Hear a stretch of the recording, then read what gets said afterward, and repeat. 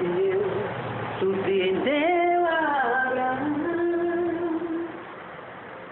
concedendo-lhe o seu desejo, ver a ele o que não sonhava, o prometido da sua casa, o filho da promessa. Um menino de aparência frágil, mas a sua força vinha do seu Deus. E todos duvidavam que ele era capaz, mesmo a força de Golias resistiu. Diante do Deus de Israel ele caiu.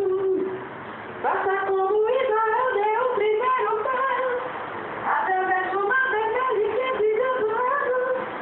Não desista dos seus sonhos, pode acreditar. Se o teu Deus te prometeu, ele cumprirá.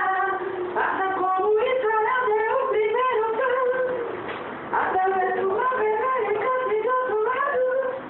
Não desista dos seus sonhos, pode acreditar. Se o teu Deus te prometeu, ele cumprirá. Um menino de aparência frágil, mas a sua força vinha do seu Deus.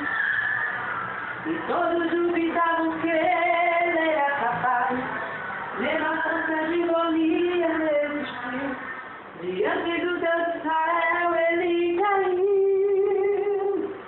Faça como Israel deu o primeiro passo, através de uma vertente que do outro lado. Não desista dos seus sonhos, pode acreditar. Se o teu Deus te prometeu, ele cumprirá. Faça como Israel deu o primeiro passo, através de uma vertente que do outro lado. Não desista dos seus sonhos, pode acreditar. Se o teu Deus te prometeu, diante de quem te acusou, Deus vai ser